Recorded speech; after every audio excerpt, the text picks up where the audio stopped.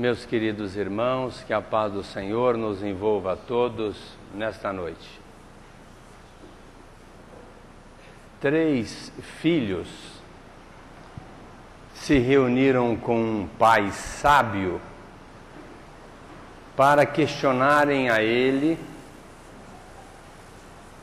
qual seria o caminho mais curto para a plenitude da vida. E o pai, aproveitando aquele momento, como sempre, os pais querem ensinar os filhos. Feliz daqueles que ainda têm pais e podem ouvi-los.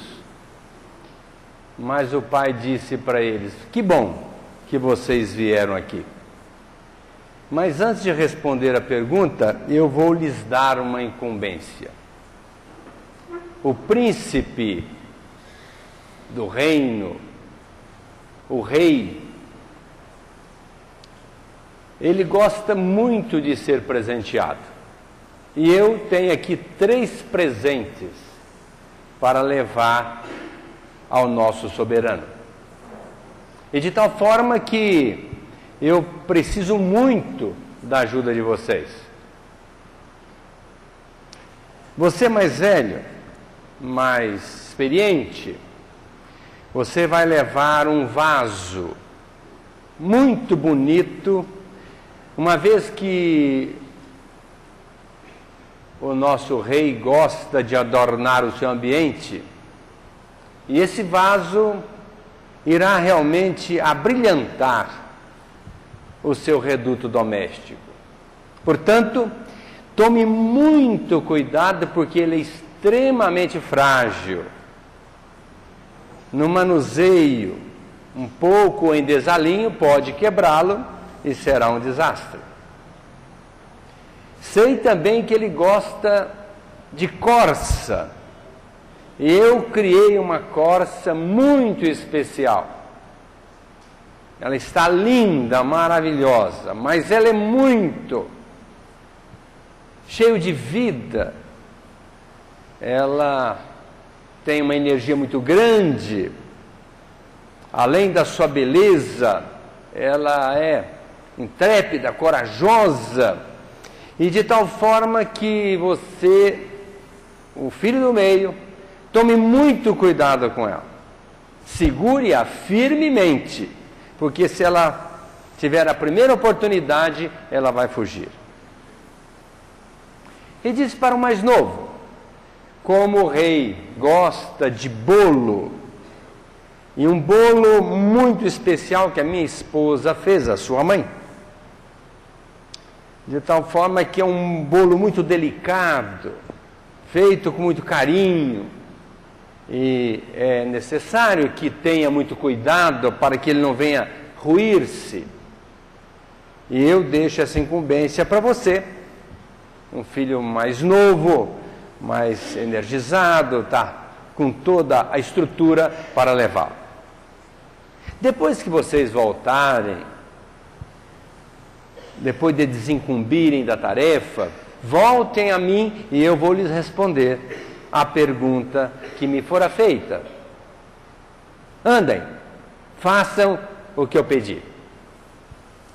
E os rapazes saíram levando os presentes para o rei. Começaram a caminhada.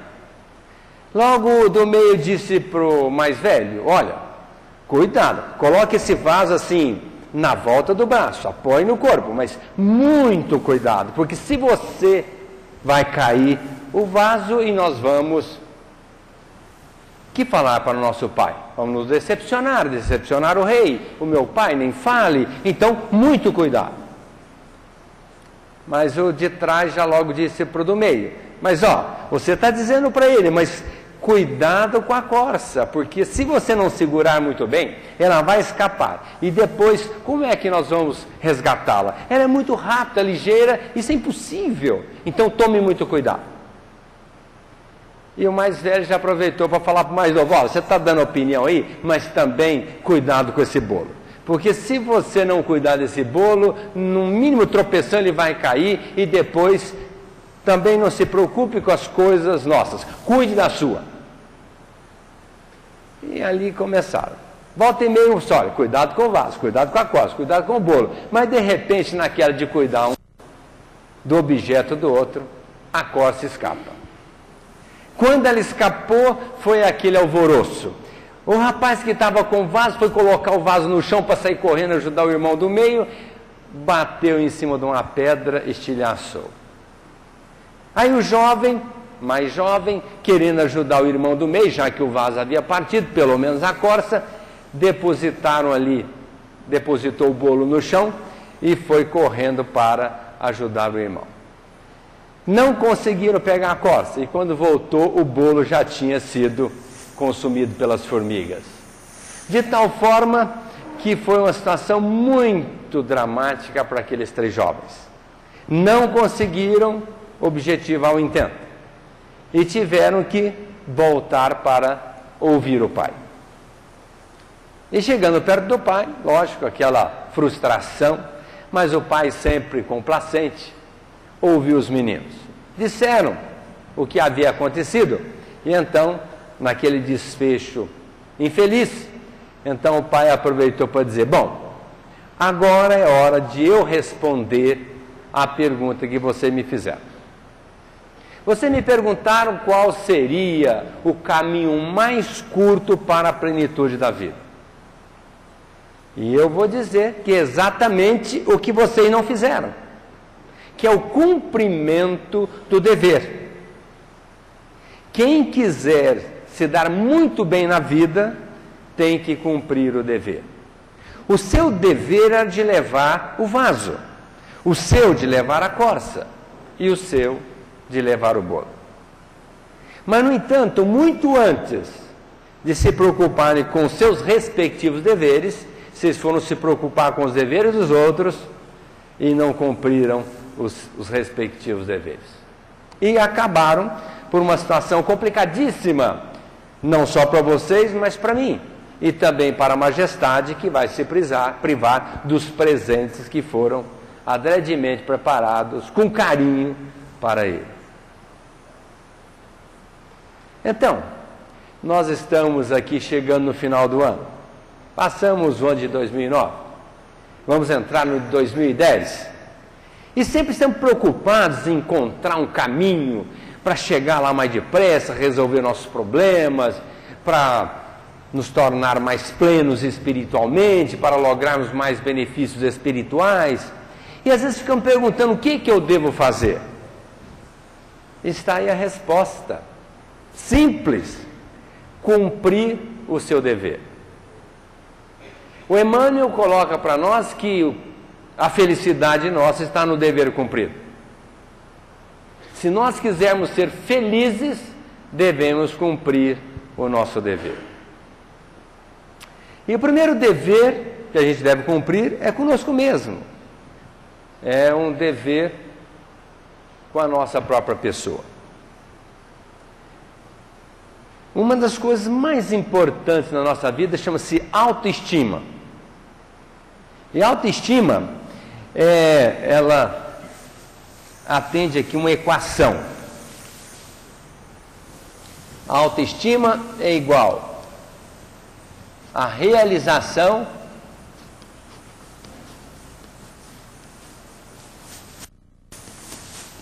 sobre o anseio ou programa a ser realizado.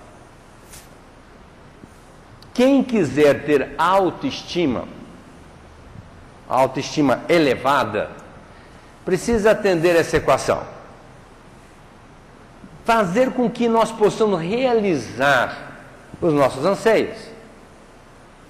Quanto maior o anseio, maior o programa, maior deve ser a realização. O nosso poder de realização deve ser maior. Às vezes a pessoa acomodada pode dizer, bom, para eu ter a autoestima elevada, então eu vou ter um anseio tão pequenininho, quer dizer, o meu poder de realização também pode ser pequeno e minha autoestima continua. Olha, mas essa criatura no fim, ela vai se dar conta que ela não fez praticamente nada, porque todos nós sabemos daquilo que nós fizemos. Se eu perguntar para cada um aqui de vocês, o que vocês fizeram esse ano? Todo mundo vai saber, eu fiz isso, fiz aquilo, coisa e tal. E eu não fiz nada. Ou eu fiz só isso. Então, para que nós tenhamos uma autoestima, nós precisamos realizar muitas coisas, atendendo os nossos anseios. E para isso nós temos que investir alto, no sentido de nós estarmos fazendo aquilo que nós pretendemos realizar. Não podemos nos acomodar.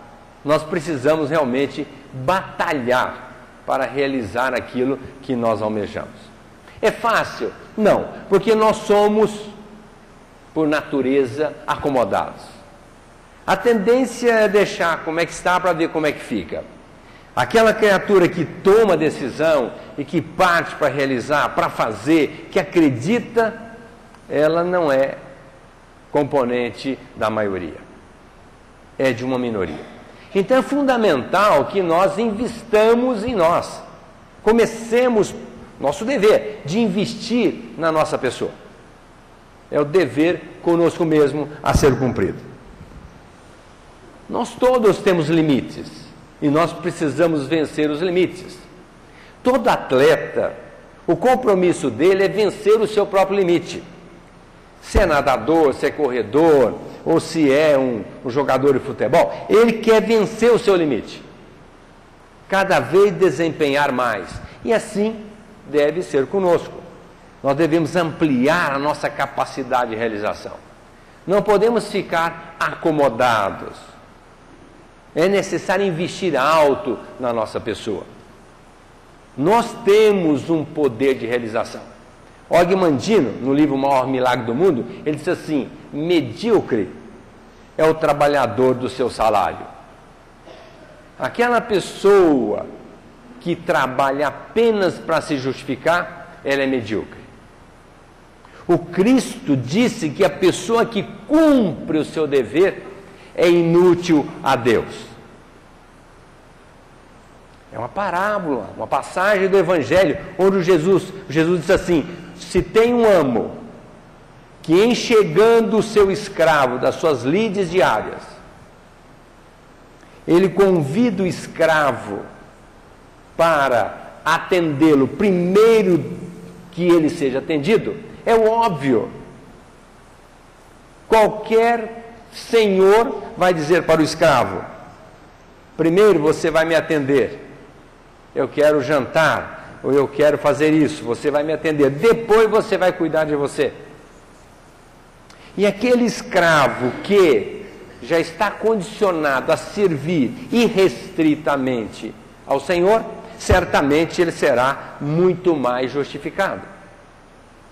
Então, quando está no Evangelho que aquele que cumpre o seu dever é inútil a Deus, ou seja, não é útil a Deus, está plenamente entendível. Porque quando nós cumprimos o nosso dever, nós estamos sendo úteis a nós. Quando nós cumprimos o nosso dever e ajudamos os outros a cumprir os seus deveres, nós estamos sendo úteis a Deus. Então é fundamental que nós alarguemos a nossa capacidade de servir, a nossa capacidade de realizar, indo além dos nossos afazeres, procurando fazer alguma coisa pelos outros. Aquela criatura que chega no banco e apenas paga as contas, mas não coloca um dinheiro a mais na conta para que venha auxiliar o banco no cumprimento dos seus anseios, aquela criatura não é muito bem-vinda pelo gerente, naturalmente. Mas aquele que tem muito dinheiro e coloca o dinheiro no banco, logicamente ele é tratado com tapete vermelho pelo gerente. Assim, em relação às coisas espirituais. Se nós quisermos estar assim com Deus, sendo úteis ao Criador, nós precisamos desempenhar as nossas atividades e ajudarmos os outros a cumprirem as suas atividades. Nós temos que vencer os nossos limites, temos que investir alto em nós, também na área da saúde, para que nós possamos estar sempre muito bem para realizarmos as nossas tarefas. Sábado, uma irmã nossa, no final da nossa campanha, que por sinal foi maravilhosa, eu já aproveito para agradecer a todos que participaram conosco, nos doando, nos auxiliando de alguma forma. A campanha foi maravilhosa.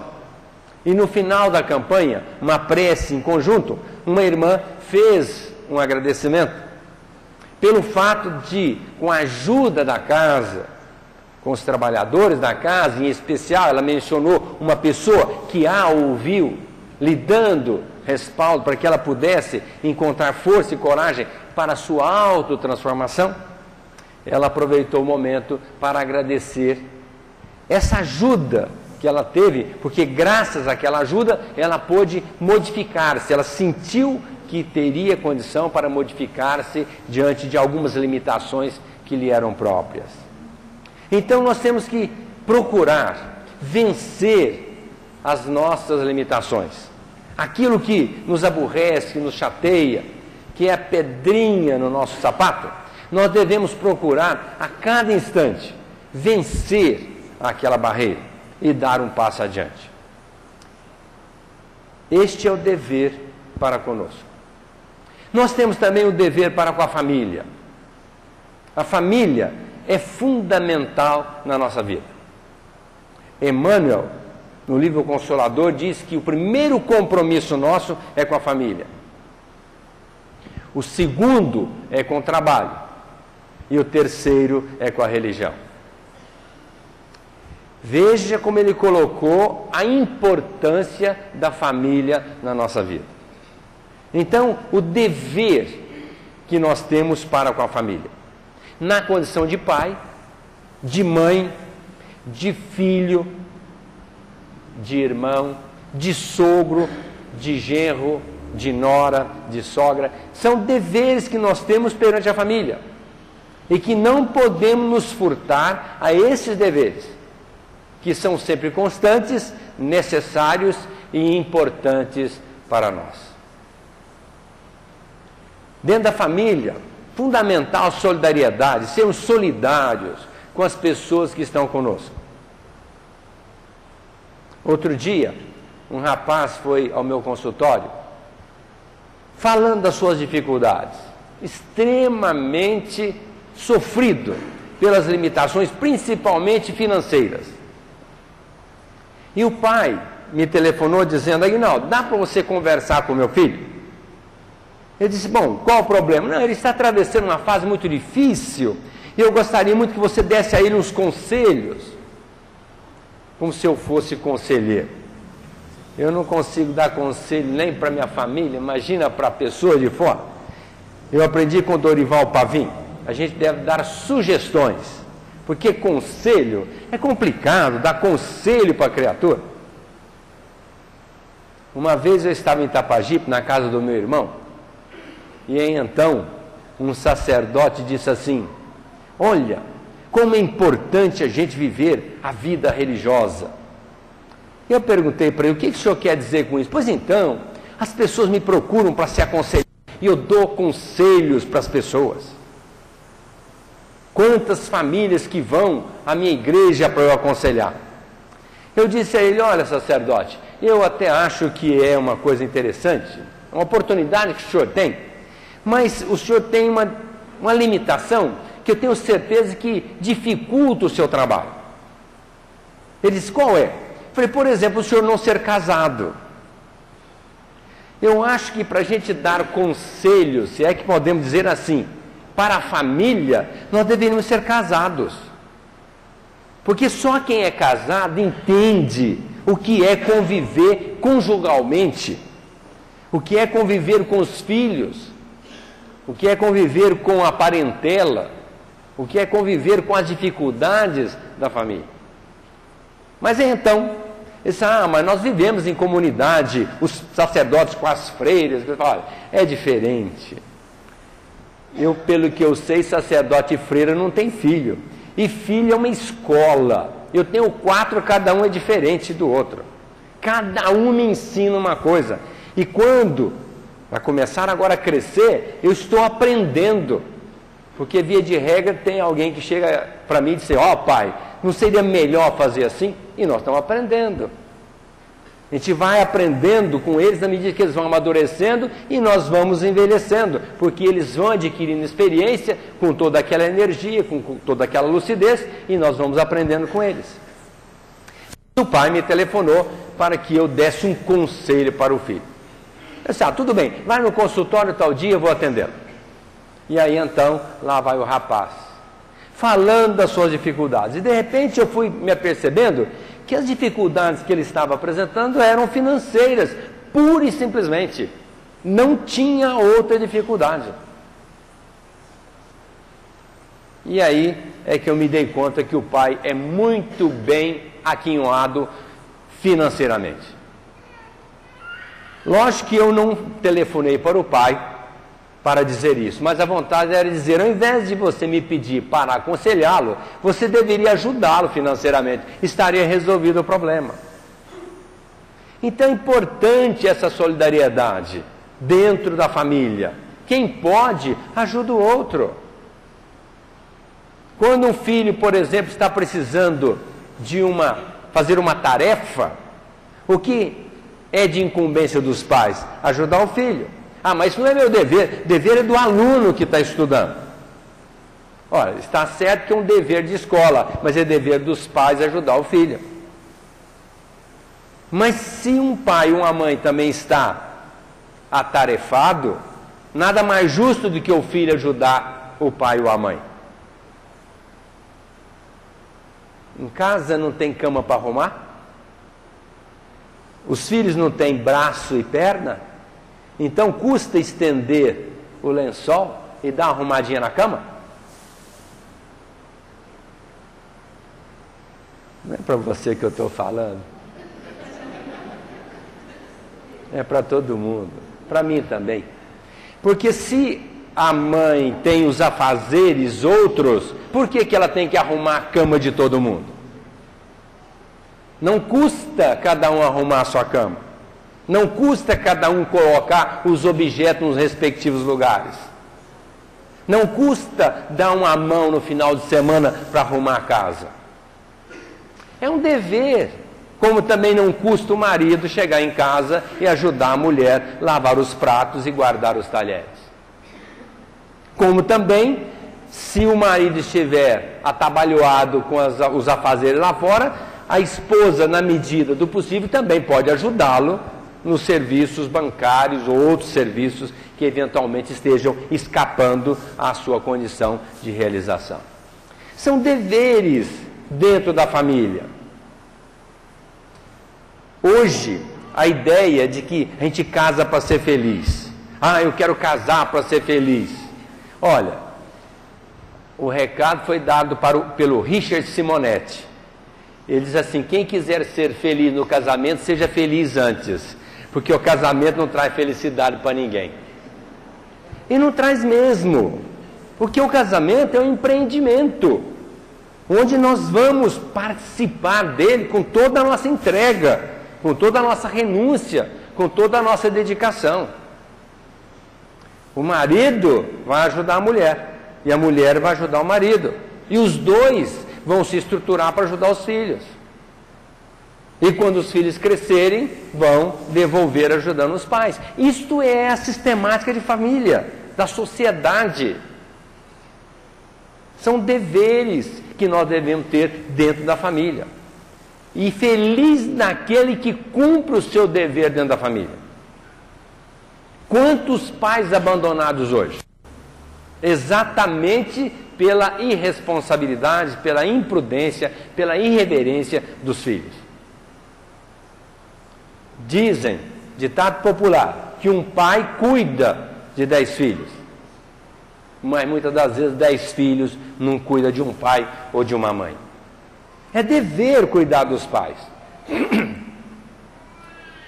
Outro dia eu estava lá na beneficência e uma enfermeira telefonou para uma residência e quem atendeu com muita sofreguidão, preocupadíssima, dizendo à enfermeira mais ou menos assim, algum problema? Minha mãe morreu, o que aconteceu? Fala logo, me diz. Não, calma, não é nada disso, é o médico da sua mãe que quer falar com você. Pois então, deve ter acontecido alguma coisa grave, o que quer falar comigo? Calma. cama, ele vai falar com a senhora.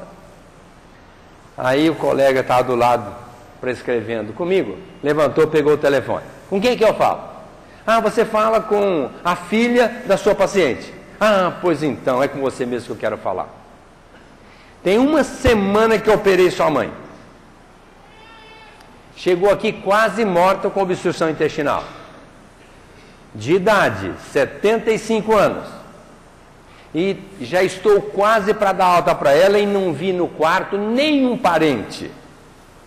Nem de manhã, nem de tarde e nem de noite. E eu queria exatamente telefonar para dizer para vocês que vocês cometeram uma falha muito grande, porque tantas vezes eu tive que assisti-la nas suas necessidades, uma vez que o hospital possibilita uma companhia quando a pessoa é de idade, e ninguém da família estava presente. Aí eu saio de lá e vou fazer uma palestra no Kardec. Quando eu chego na porta do Kardec, a Rosalina me dá um abraço e diz: Aguinaldo, eu estou tão feliz. Imagina que a minha mãe, 95 anos, veio morar comigo.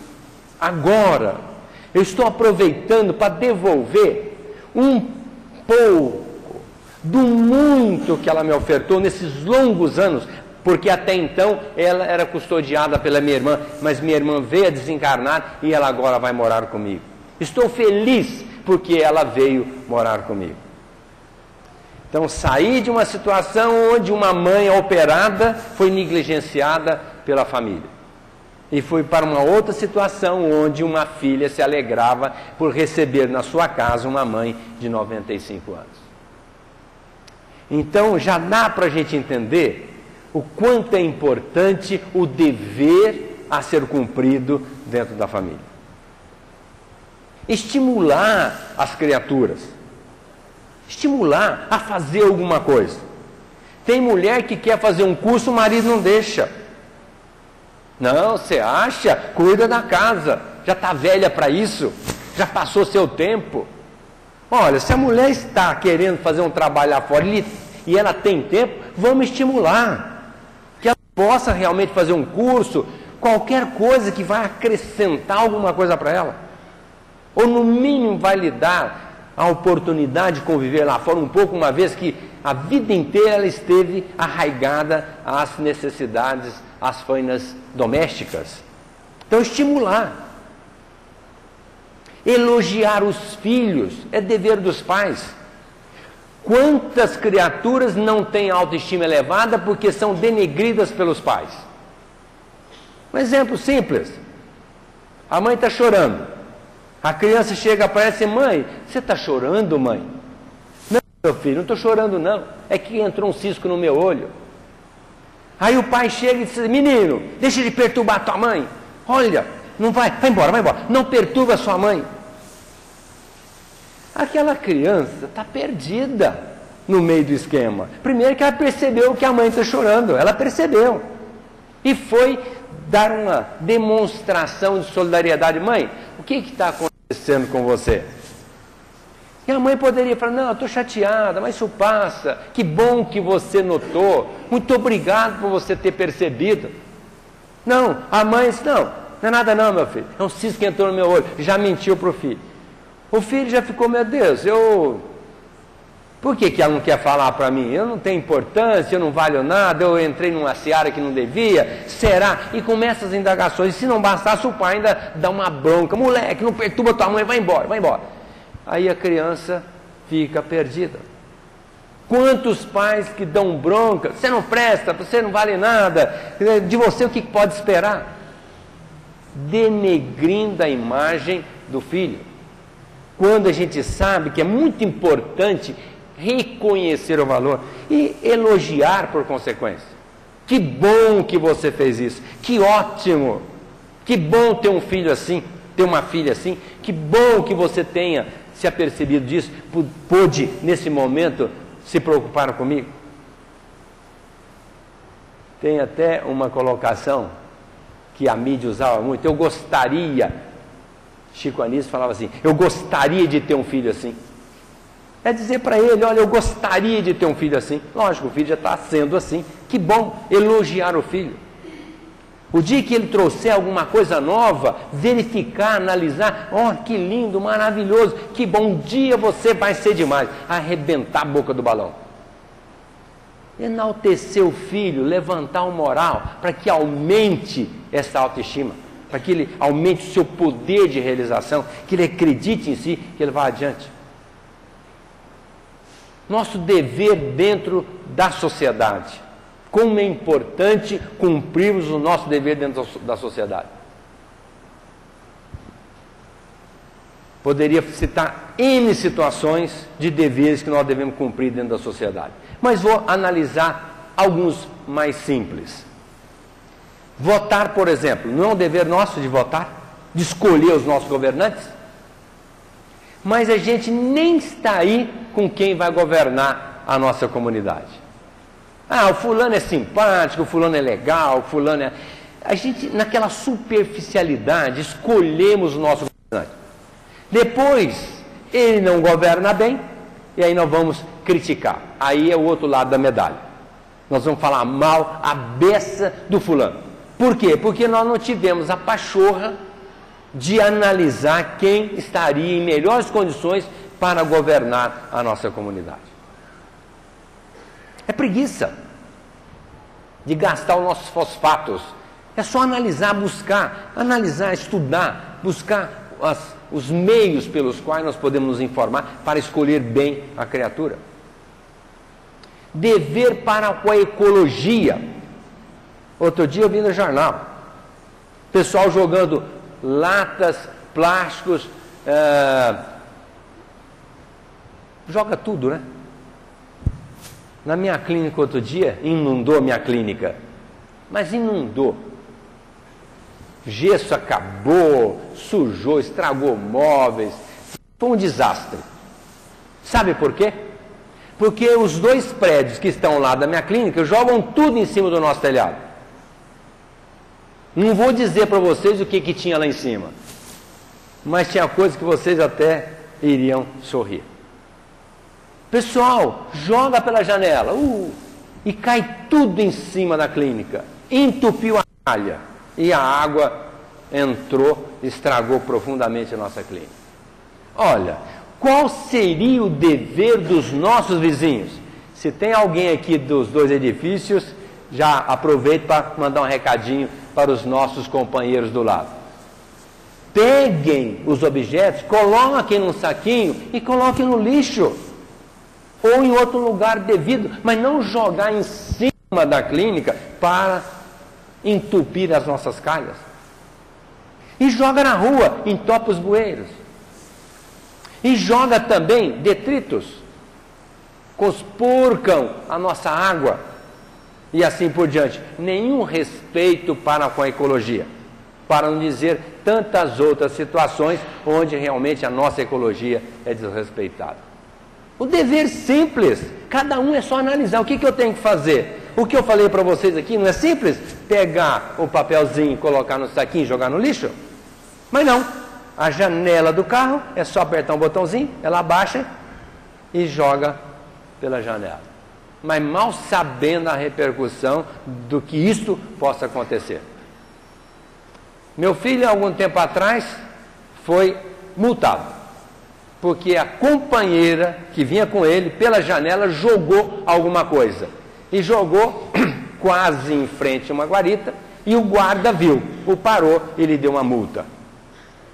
Eu nem sabia que guarda multava numa situação dessa, só fiquei sabendo quando pesou no meu bolso. Pai, fui multado.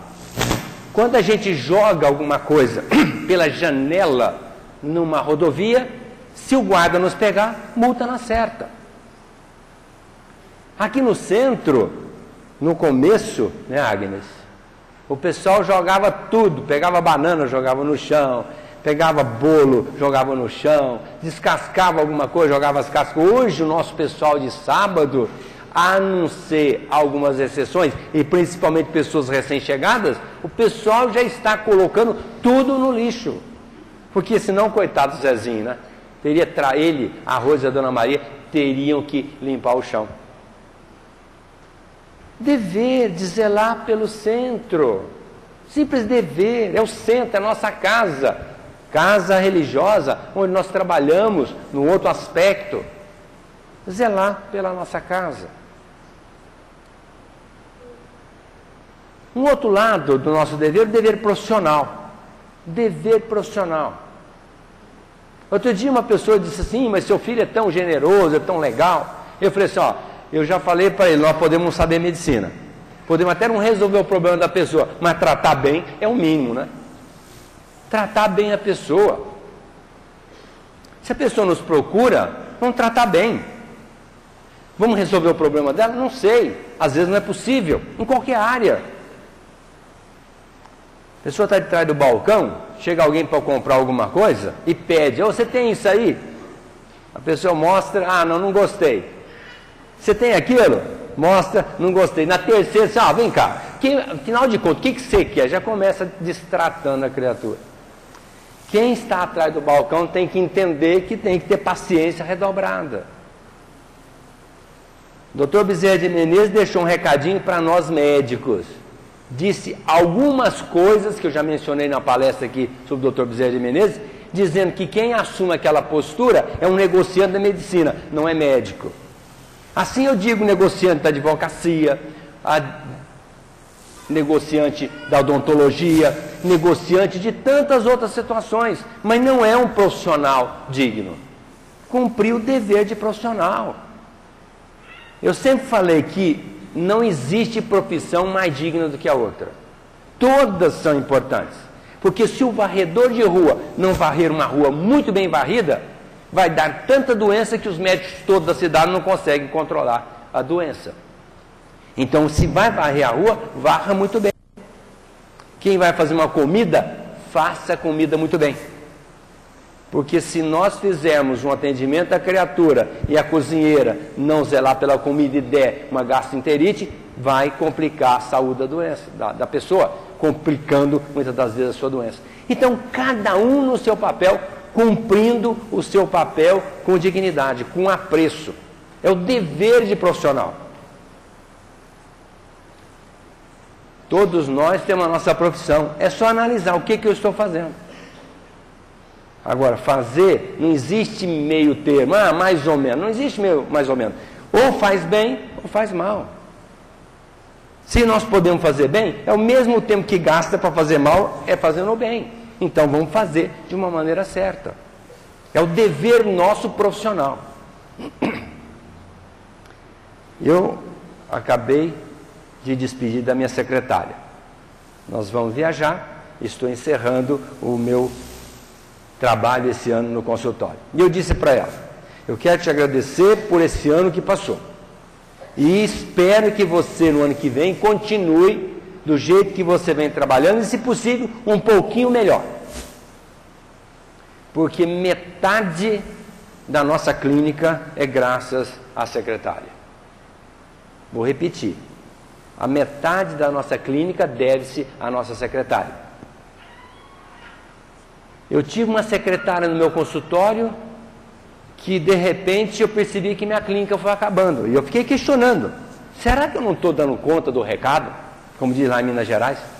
O que eu tenho que fazer para melhorar? Porque meus clientes estão sumindo. Até que um dia chegou no meu consultório um amigo e disse, Aguinaldo, você atende consulta em outro lugar?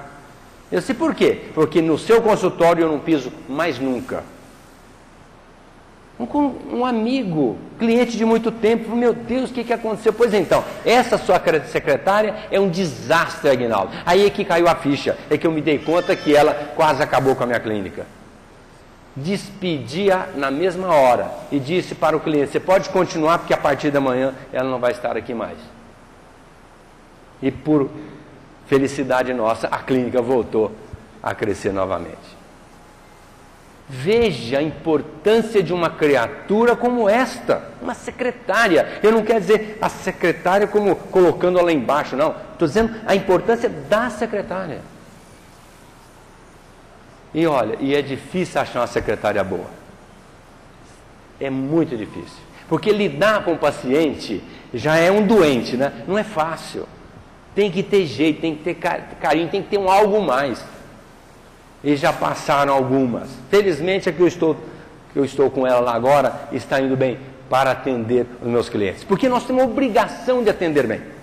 Em todos os sentidos. Não é só dentro do consultório, é lá fora também. E assim eu falo em todas as outras situações de deveres profissionais. Um outro dever profissional é investir no conhecimento. Nós temos que estudar, nós temos que buscar, nós temos que crescer, nós temos que melhorar. Não dá para parar no tempo. Nós formamos a nossa turma agora, Dorival. As nossas irmãs que fizeram uma graduação em trabalho doméstico. 20 criaturas se formaram, fizeram o curso dado pelo centro, aqui através do SENAC. Logicamente, elas são empregadas domésticas, mas imagine que depois de 6 meses de curso, com o curso dado pelo SENAC, que empregadas não vão ser? Sorte ou o mérito, né? Vamos dizer assim, das patroas, que tem uma empregada que se dignou sair do trabalho às 5 horas da tarde, vir para o centro, ficar das 6 às 9 horas da noite fazendo o curso, 6 meses, para terem na mão um diploma. E acreditem, nós queríamos dar o curso para 30 mulheres. E largamos aí, gente, tem um curso. Foi difícil arrumar 20 mulheres para frequentar o nosso curso. E depois, pior ainda, nós fizemos uma divulgação entre os nossos assistidos. As nossas irmãs que vêm aqui para serem ajudadas. E infelizmente elas não quiseram fazer o curso. Foi difícil até conseguir pessoas, 20 mulheres, para fazer um curso desse, de graça. Então imaginem como é importante nós estarmos nos interessando por aquilo que nós fazemos. E na nossa turma passada, não nessa, tinha um homem. E nessa também tinha um homem. Mas na primeira turma em que se formou um homem, eu fui perguntar para ele, mas por que você veio fazer o curso? Olha, eu sou jardineiro, eu sou piscineiro. Se um dia precisar de um empregado doméstico, lá vou eu, nenhum problema. Investindo na sua profissão. Então nós temos que investir, procurar estudar, dinamizar, fazer curso. Não dá para ficar parado no tempo. Isso é um dever nosso. E para essa pessoa não vai faltar nunca trabalho. Porque quando fecham uma porta, abrem 10. Quem que não quer um trabalhador dedicado, que investe na sua profissão, quer dar o melhor de si? Dever de profissional. Tem muitos outros deveres. Nós não vamos aqui extrapolar muito, que o tempo nos cobra. Mas às vezes nós ficamos perguntando, a vida é difícil. Sim, é difícil. O próprio Cristo disse assim, viveis num mundo de atribulações, mas tem de bom ânimo, eu venci o mundo. Nós temos que ter bom ânimo, não podemos nos acomodar. Não dá para acomodar, nós temos que vencer as dificuldades, crescer, melhorar, progredir sempre. Trabalhar é a nossa tônica. Hoje uma irmã foi no consultório e perguntou, Aguinaldo, que bom quando a gente desencarnar, a gente não vai ter que fazer nada do lado de lá, ficar numa boa, acabar essas aflições, essa dificuldade. Eu falei para ela, minha irmã, não acredite nisso. Os espíritos trabalham mais do que nós, trabalham muito. O Cristo não disse eu trabalho todos os dias e meu pai também, então nós temos que trabalhar. E quem desencarna vai continuar trabalhando lá de lá. E para não perder o pique, né? Minha filha me chamou para correr ontem, eu estava cansado, falei, você acha? Eu vou mais descansar agora, né? Então, ela foi correr. Para ela é fácil, mas para mim é difícil. A mesma coisa é trabalhar no plano espiritual. Quem está acostumado a trabalhar aqui, fica fácil trabalhar lá. Agora, quem não está trabalhando aqui, chegar do outro lado, quando pergunta, vamos trabalhar, não, estou cansado. Até pegar no tranco, dá trabalho. E o Clarencio disse para o André Luiz, você quer resolver seu problema espiritual? Lógico que eu quero. Então, 2 receitinhas, não reclame mais e trabalhe. Então, para a gente resolver nosso problema do lado de cá e do lado de lá, são 2 receitinhas. Uma é não reclamar e a outra é trabalhar. Porque nós vamos contar conosco. O André Luiz fala, se você precisar de alguém para resolver seu problema, só tem uma pessoa. Qual é? Nós mesmos. Ninguém vai operar meus doentes. Ninguém vai receitar para os meus doentes. Ninguém vai pagar minhas contas. Eu é que tenho que fazer isso para mim. Ninguém vai fazer o projeto seu, né, Elisa? Você que tem que se virar. Então nós temos que fazer por nós. E assim nós temos que nos dedicar, exaustivamente, para dar o melhor de nós para nós mesmos. Porque de repente, quando a gente cumpre o dever, sendo útil a nós e ajudando os outros a cumprir os seus deveres, sendo úteis a Deus, benefício para quem? Ah, bom, primeiro para mim, depois para Deus. Sim, é para mim e depois para mim também. Porque quando nós fazemos ao Criador, é a nós que fazemos. E nós temos talentos para isso. Nós temos inteligência, nós temos mãos, nós temos pernas, nós temos os órgãos dos sentidos. Nós temos tudo para cumprirmos a nossa tarefa, desempenhando os nossos deveres. E na parábola dos talentos, o Cristo fez questão de frisar: quem usar bem os talentos, serão acrescidos os outros. E se não usar bem os talentos, eles serão retirados. Tem muita gente que aproveita bem a encarnação para estar muito bem numa outra encarnação. Mas a pessoa que não aproveita os talentos nesta existência, essas criaturas vão ter dificuldade na outra existência que virá. Então é fundamental que nós usemos bem os nossos talentos. Estamos nos avizinhando do Natal, uma época maravilhosa, fantástica. O Odaí, que fez a prece aqui no início da nossa reunião, ele sentou comigo ali no sábado e falou: Aguinaldo, esta época é diferente, há uma vibração diferente, é um clima diferente, a gente sente que no ar há uma alegria muito grande. O Chico gostava muito de colecionar figuras do Cristo. Qualquer jornal que ele encontrasse a figura do Cristo, o Chico recortava e guardava. E o pai dele um dia chegou perto dele e disse: mas meu filho, por que tanto você guarda a figura do Cristo? Ah, pai, porque eu amo essa criatura. E aí então, ele perguntou: Chico, já que você gosta muito de Jesus, eu vou lhe fazer uma pergunta. Aqui para nós, Jesus é chamado de Jesus, esse é seu nome. Como é que ele deve ser chamado no plano espiritual, já que você tem contato com seus espíritos amigos? O pai do Chico perguntando para ele. Ele disse: ah, meu pai, na verdade eu não sei, mas se eu tivesse que dizer um nome para Jesus do outro lado, eu diria que ele se chamaria Alegria. Porque Jesus é o símbolo da alegria. Quem está com ele está alegre, está feliz, está estuante, está cheio de esperança, de entusiasmo.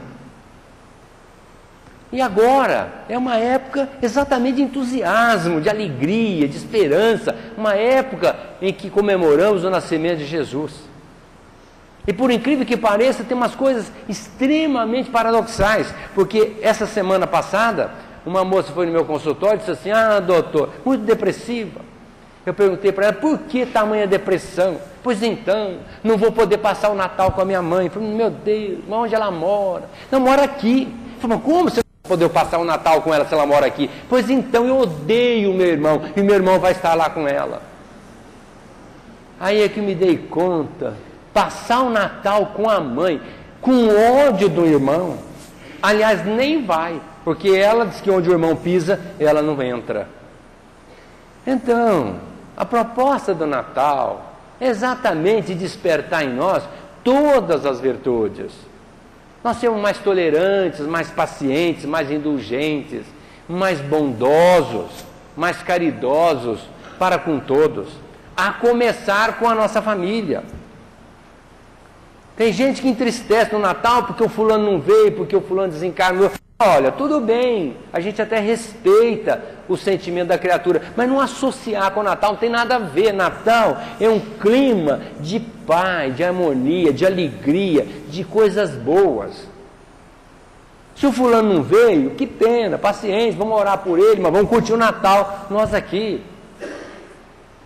Vamos procurar conviver fraternalmente, Porque via de regra, depois de umas bebedeirazinhas, dá uma briga danada na família quando se reúne no Natal, não é verdade?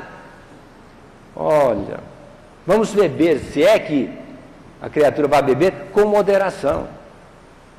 Se vai comer, coma com moderação para não passar mal depois e ir para o hospital. Se também vai dirigir, não beba, pelo amor de Deus, porque nessa época as pessoas bebem e provocam uma imensidão de acidentes, culminando com a morte de criaturas. E se vão dirigir, tenham a lucidez, respeite o trânsito, é o nosso dever de cidadão, respeitar o trânsito, porque do outro lado tem uma criatura que às vezes não tem nada a ver com a nossa cabecinha que está muito pequenininha ainda, não entendendo o nosso dever para com a comunidade. E vou encerrar desejando a todos um Feliz Natal, que vocês possam estar harmonizados nesse espírito de Natal, desse nascimento de Jesus no nosso coração. Porque Jesus nasceu para implantar o seu reino dentro do nosso coração. A nossa proposta é albergá-lo, é recebê-lo no nosso coração.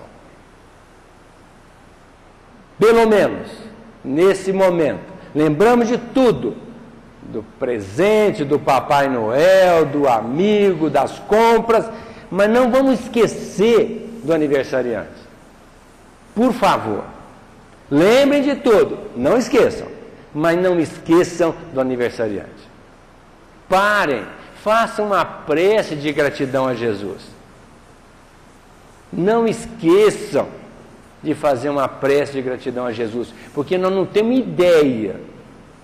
Ainda vai demorar muito para nós desenvolvermos a nossa capacidade de entendimento do quanto Ele significa para nós. Quantas situações que foram criadas favoráveis a nós. E quantas situações que foram evitadas de uma maneira danosa para nós, por conta da misericórdia de Deus e de Jesus. Então eu espero que o nosso Mestre, Jesus, encontre realmente ressonância no coração de cada um de vocês. E que nós possamos ouvir a mensagem do sábio. Se nós quisermos chegar o mais rápido possível do outro lado, numa condição muito boa, na plenitude da vida, vamos começar por cumprir simplesmente o nosso dever. Muita paz.